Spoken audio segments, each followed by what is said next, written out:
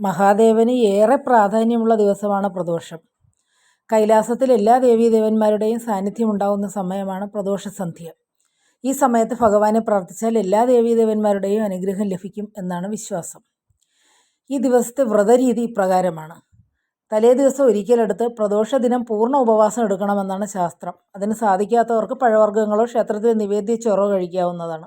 പിറ്റേ ദിവസം തീർത്ഥം സേവിച്ച് വ്രതം അവസാനിപ്പിക്കാവുന്നതാണ്. പ്രദോഷ ദിവസം തന്നെ വൈകുന്നേരം ക്ഷേത്രത്തിൽ നേദിച്ച ഇളനീര് അല്ലെങ്കിൽ പഴം കഴിച്ച് വ്രതം അവസാനിപ്പിക്കുന്ന രീതിയുമുണ്ട്.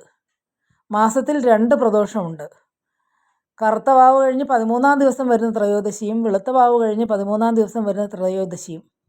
സന്ധ്യാനേരത്ത് ത്രയോദശി വരുന്ന ദിവസമാണ് പ്രദോഷമായിട്ട് കണക്കാക്കുന്നത്. പ്രദോഷ ദിവസം ശിവക്ഷേത്ര ദർശനം നടത്തി ഭഗവാന് കൂവളമാല, പിൻവിളക്ക്, ജലധാര, കൂവളത്തില കൊണ്ടുള്ള അർച്ചന എന്നീ വഴിപാടുകൾ നടത്തുന്നത് നല്ലതാണ്. ശിവപഞ്ചാക്ഷരി മന്ത്രം കഴിയുന്നത്ര തവണ ജപിക്കുക. മറ്റ് ശിവമന്ത്രങ്ങൾ ജപിക്കുക, ശിവപുരാണം പാരായണം ചെയ്യുക എന്നിവയും അത്യുത്തമമാണ്.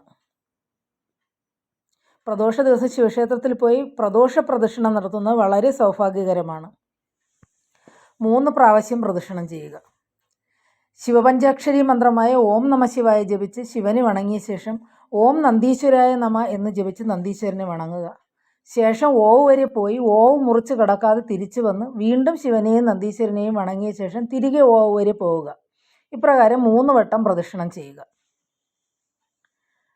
പ്രദോഷവ്രതം എടുക്കുന്നതിലൂടെ പാപമുക്തി, ശനിദോഷശാന്തി, ശത്രുനാശം, രോഗമുക്തി, സൽകീർത്തി, സന്താനലബ്ധി, ദാരിദ്ര്യ ദുഃഖശമനം, ആയുരാരോഗ്യ സൗഖ്യം, സർവ്വ ഐശ്വര്യം എന്നിവയാണ് ഫലങ്ങൾ.